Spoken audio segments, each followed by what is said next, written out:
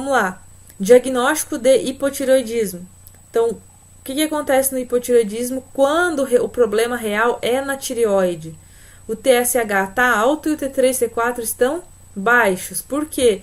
Porque o hipotálamo mandou a informação, o TRH ligou na hipófise, a hipófise fez a liberação de TSH, só que chegou o TSH lá na tireoide por algum motivo. Essa tireoide não consegue liberar os níveis de T3 e T4 de forma adequada para fazer o feedback negativo. Olha aqui o feedback negativo. O que faz a minha hipófise parar de liberar o TSH? T3 e T4. Se o T3 e T4 estiverem baixos, eu vou continuar liberando o TSH. Por isso que o TSH sobe quando eu tenho um problema na tireoide. Então, olha lá, valores de TSH, mínimo 0,3 e máximo 4. Qual é o valor ideal, pessoal? Vamos lembrar da regra lá dos quartis. Até 2. Paciente meu que tem TSH acima de 2, eu já começo a avaliar, a prestar atenção na tireoide dele, porque pode estar sofrendo agressões do meio ambiente. Meio ambiente que eu falo é o organismo, né? Estresse oxidativo, resistência à insulina, consumo de alimentos que são inflamatórios e agressores da tireoide, como o glúten, derivados do leite, né, agrotóxicos, tá? Então, o ideal é manter até 2. Acima de 2, então, a tireoide já está tocada. Quando que eu vou realmente considerar hipotireoidismo? Acima de 4. T3 total entre 80 a 180. T3 livre, eu sempre peço para ver o T3 livre. Eu peço TSH, T3 livre, T4 livre. Nunca peço total, tá? Porque o livre me diz mais o que é útil. O livre é aquele que não está ligado, não está sequestrado por nenhuma proteína, que é aquele que realmente está disponível para fazer o efeito. Se o TSH elevado e T3 e T4 estiverem normais, o que é? Então, hipotireoidismo subclínico, ou seja, eu estou tendo como se fosse resistência ao TSH, né? O que está acontecendo com a minha tireoide? Para que ela libere e mantenha esses níveis normais de T3 e T4, ela está sofrendo, ela está precisando de mais estímulo, está sobrecarregando a hipófise, tá? Então, acontece isso antes da pessoa ter um hipotireoidismo clínico, ou seja, que ela vai relatar sintomas. Então, aqui, como ela tem o T3 e o T4 normal, ela pode ter sintomas mínimos ou pode não ter sintomas clínicos ainda, tá? É que nem resistência à insulina. A pessoa não é diabética ainda, mas se não fizer alguma coisa, ela será, né? Anticorpo anti-TPO e o T3 e T4, e o T3 reverso, aliás, tá? Então, vamos lá. Corpo anti-TPO, sempre peço para os meus pacientes, faz parte do meu rastreio, faz parte da minha lista geral de exames, TSH, T3 e T4 livres, anti-TPO e T3 reverso. Eu só deixo de fora o T3 reverso se o paciente for pagar os exames do bolso, que ele não tem convênio. Aí a gente vê a situação do paciente, mas T3, T4, TSH e anti-TPO eu vou sempre solicitar. Então, o que é o anti-TPO? Então, ó, a tireoperoxidase, que é o TPO, é uma enzima presente nas células epiteliais da tireoide, que participa da síntese dos hormônios tireoidianos. Mais de 90% dos pacientes com tireoidite de Hashimoto possuem anticorpos anti-TPO. Então, eu peço anticorpos anti-TPO para ver Hashimoto. Os anticorpos anti-TPO também estão presentes na doença de Graves, que seria aquela do hipertireoidismo. Mas daí eu vou diferenciar se é hiper ou hipo pelas outras queixas e pelo meu valor de TSH e pelo meu valor de T3 e T4 livres, tá? Então, o anti-TPO, ele é um anticorpo produzido lá contra essa enzima presente na célula epitelial, e aí eu já faço uma ligação então com tireoidite de Hashimoto.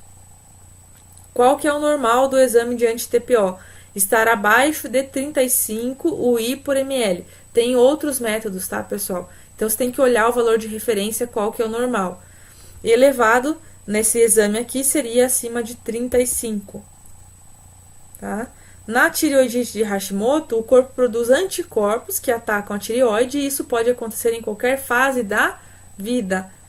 A doença começa com um aumento indolor da glândula ou com uma sensação de plenitude no pescoço que não causa nenhuma dor à palpação. No começo não tem nenhuma alteração na glândula, pessoal, tá? É comum os doentes com tireoidite de Hashimoto apresentarem outros distúrbios endócrinos, como diabetes, mau funcionamento da adrenal e paratireoides, outras doenças autoimunes, como anemia perniciosa, por exemplo, artrite reumatoide, lúpus ou outras, como déficit de ACTH, câncer de mama, hepatite e presença de H. pylori. Então, por isso que é interessante quando a gente tem um paciente com Hashimoto, prestar atenção em mais sistemas, avaliar o corpo como um todo para poder fazer um tratamento adequado. Ó, o hipotireoidismo subclínico, como que é então? Diagnosticado quando níveis de hormônios da tireoide estão dentro dos níveis normais, então T3 e T4 livres estão normais, e o TSH está elevado. Tá? Essa condição ocorre em 3 a 8% da população, e a maior parte do tempo o TSH é inferior a 10. Então, você tem lá um TSH de 6, um TSH de 4,5, um TSH de 5, tá? Embora cerca de 20% das pessoas, TSH será maior do que os parâmetros de exame. Em muitas pessoas, o hipotireoidismo subclínico acabará por progredir para hipotireoidismo, como eu falei antes, onde os níveis de hormônios vão cair. Causas do hipotireoidismo, pessoal. Glândulas adrenais enfraquecidas, ou seja, uma pessoa que passou por um estresse muito intenso, a ponto de afetar a adrenal. Eu falo disso numa aula, até coloquei uma aula no YouTube sobre fases do estresse. Quem não viu ainda, aconselho a assistir, tá?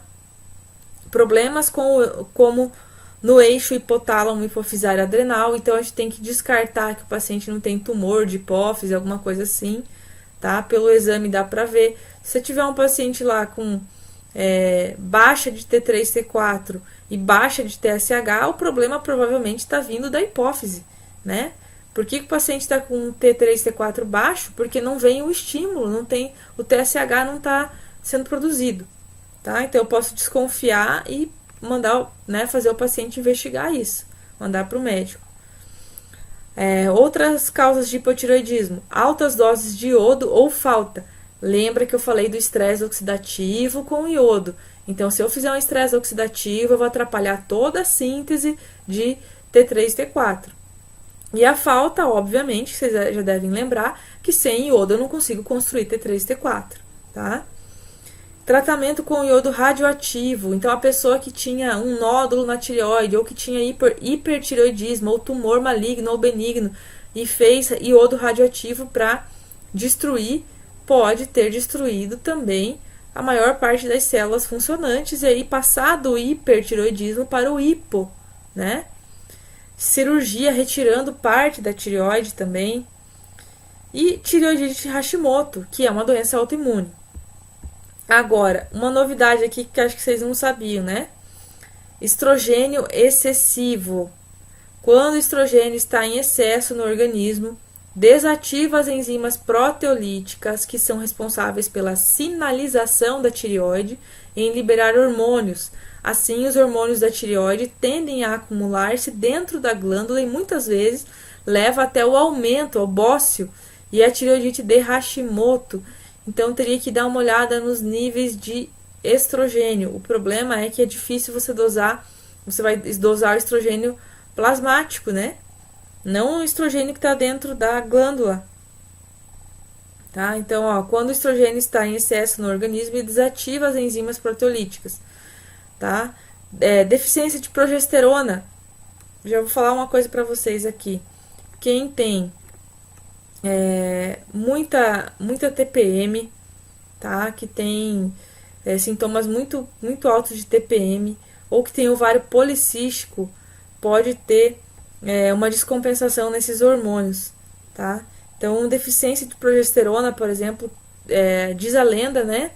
Diz aí uma das teorias da TPM, que existe um pico muito alto de estrógeno e um pico muito baixo de progesterona, tá? E causando, interferindo nos sinais e sintomas da TPM. Então, deficiência de progesterona, o hormônio responsável por se opor e equilibrar estrogênio, um dos muitos papéis benéficos da progesterona é ativar as enzimas proteolíticas, as mesmas que o estrogênio desativa. Então você fica com muito estrogênio, muita enzima inativada, e aí não tem a progesterona para compensar isso. Tá? Então poderia analisar também hormônios para ver se não estão interferindo no funcionamento da tireoide. Deu para entender tudo, pessoal? Que aí vai fazer a diferença agora para você entender o tratamento. Se você não entendeu, volta e assiste de novo, tá? Então, qual é o tratamento que eu faço para quem chega lá no consultório com hipotireoidismo?